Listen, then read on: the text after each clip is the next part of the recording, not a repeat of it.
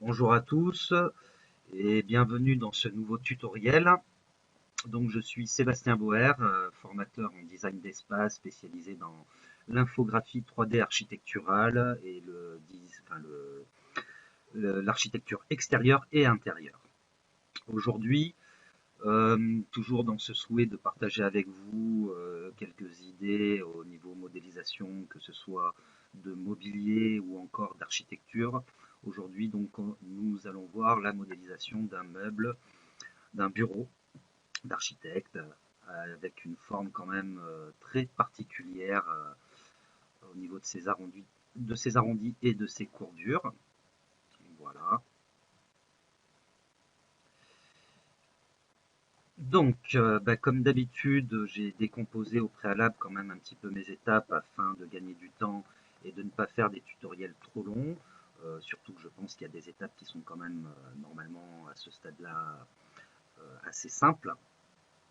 Euh, Toujours pareil, l'intention est de réussir à faire des choses intéressantes de manière simple et sans passer obligatoirement par des plugins ou par des techniques trop compliquées. Souvent SketchUp, surtout dans le design de mobilier, ça demande essentiellement de la réflexion avant de se lancer dans la modélisation, de vraiment bien comprendre son sujet. En l'occurrence là, toutes ces fameuses courbes au niveau de ce mobilier. Si vous voulez, avant de démarrer, on peut le revoir une dernière fois. Voilà, donc vraiment, voilà, prendre le temps de bien comprendre son sujet.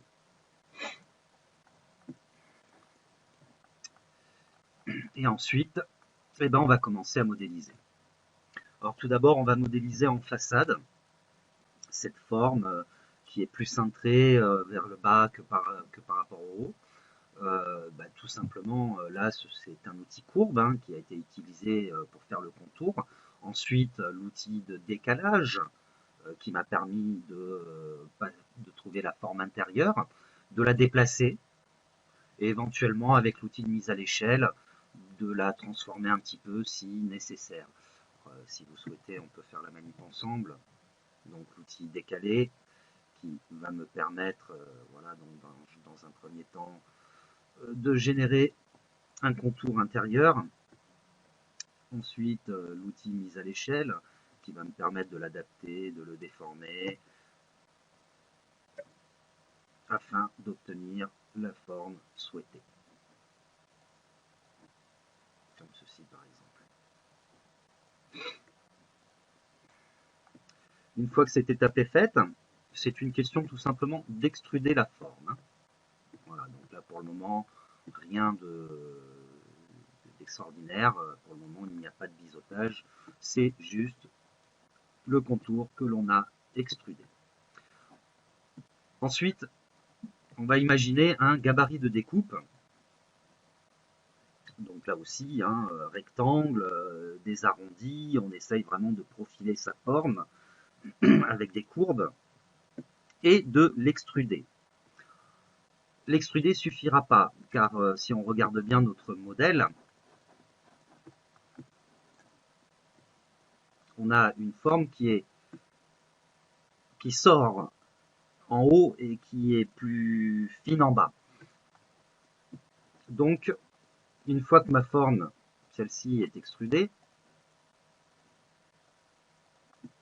je vais récupérer la surface du haut et là, je vais commencer à la déformer, à travailler ma forme jusqu'à trouver la forme de découpe souhaitée.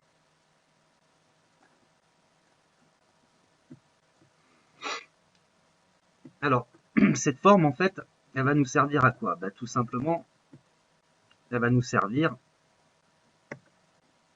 à découper l'autre.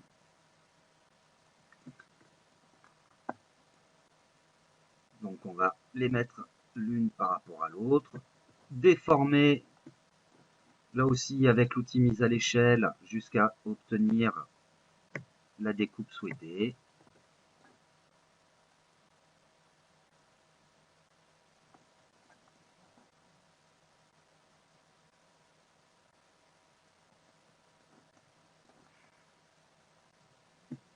exemple ceci. Et ensuite, ça va être une opération booléenne. Alors, le souci qu'on va avoir sur ce type de forme, c'est que de faire une forme d'opération booléenne de solide, qui serait l'idéal et le plus simple, je pense que ça ne sera pas possible, car si je groupe cet objet, par rapport à sa complexité et la déformation qu'on a générée, il est fort possible que ce ne soit pas un solide. C'est le cas ici. Dans ce cas-là, on va utiliser une technique moins pratique, mais plus traditionnelle dans SketchUp, qui est tout simplement d'éclater ces deux objets, de faire un clic droit et une intersection avec la sélection. Par contre, eh ben là, ça va être du nettoyage de votre part, malheureusement, donc de la sélection d'abord. On va enlever tout ce qui est autour et qui ne nous sert plus. Et petit à petit, on va faire sauter toutes les parties jusqu'à récupérer la forme de l'objet que l'on a découpé.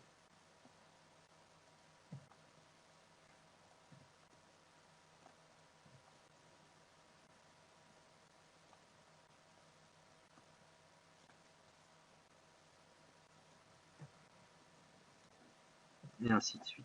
Bon, j'avance un petit peu. Donc maintenant, nous avons une forme profilée du meuble avec toutes ces courbures. Et déjà, on est quasiment proche du meuble souhaité. On va faire la même chose pour le socle en bas, qui a une forme très particulière, comme on a pu voir. Bien, là aussi, rien de compliqué, de manière simple. Qu'est-ce que j'ai fait? Ben, j'ai fait un gabarit de découpe que je vais extruder et rebelote une opération booléenne du nettoyage afin d'obtenir cette forme-là.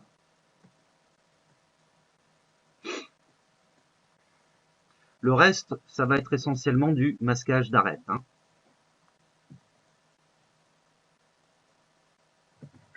On verra ça peut-être plus tard au moment de texturer, car il y a peut-être une autre solution beaucoup plus propre en passant ce coup-ci par un plugin qui lui va nous permettre de créer ce qu'on appelle un chanfrein, donc adoucir les arêtes, mais contrairement à l'outil gomme, de ne pas perdre justement le privilège de ce petit filet blanc que l'on aura sur ce lissage d'arêtes, qui malheureusement avec l'outil gomme ne se verra pas, contrairement avec le plugin qui s'appelle, si je ne dis pas de bêtises, Border Corner.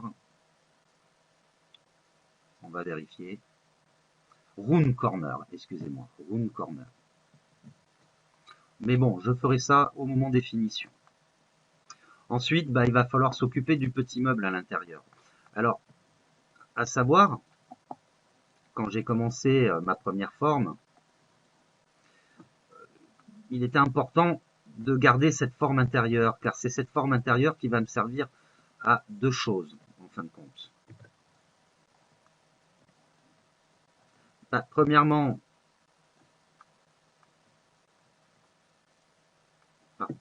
petit bug d'affichage, voilà. Premièrement, à m'occuper du casier intérieur, tout simplement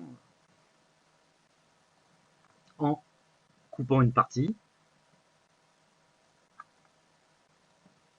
Et ça va me servir aussi pour le meuble du fond. En fait,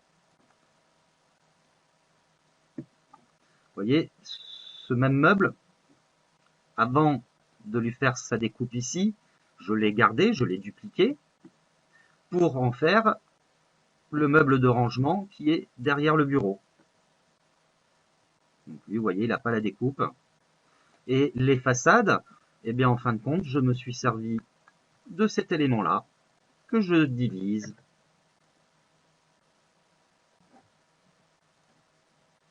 pour avoir d'un côté le fameux petit meuble de bureau qu'il y aura ici, donc,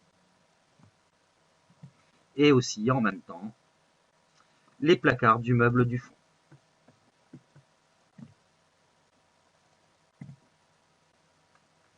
Donc vous voyez, jusque-là, on va dire rien d'exceptionnel au niveau de la modélisation. Le reste, c'est du décor, c'est de l'amusement. Là, ici, il y a rien au final que moi-même j'ai modélisé. Ce sont des choses que j'ai récupérées dans diverses galeries, euh, puisque la demande était de modéliser le meuble et non le mobilier, enfin la chaise qui, elle, est une chaise de designer que l'on peut trouver sur la galerie de Google, SketchUp. Et une fois que l'on met tout ça en scène, avec un travail, avec le logiciel par exemple V-Ray, voilà le type d'imagerie que l'on pourrait réussir à obtenir. Donc là, il y a vraiment une mise en situation du produit qui demande bien entendu un autre travail. Et un petit peu plus tard, je tenterai là aussi de faire des petits tutos courts sur les bases du logiciel V-Ray, qui à mon sens pour SketchUp est vraiment l'un des plus extraordinaires. Voilà, vous voyez, on arrive à obtenir des rendus vraiment très très très intéressants. Voilà pour ce nouveau petit tuto assez court. J'espère qu'une fois de plus, vous y trouverez votre compte et que ce n'aura pas été trop rapide dans l'explication. Je vous dis à bientôt pour un nouveau tuto. Au revoir.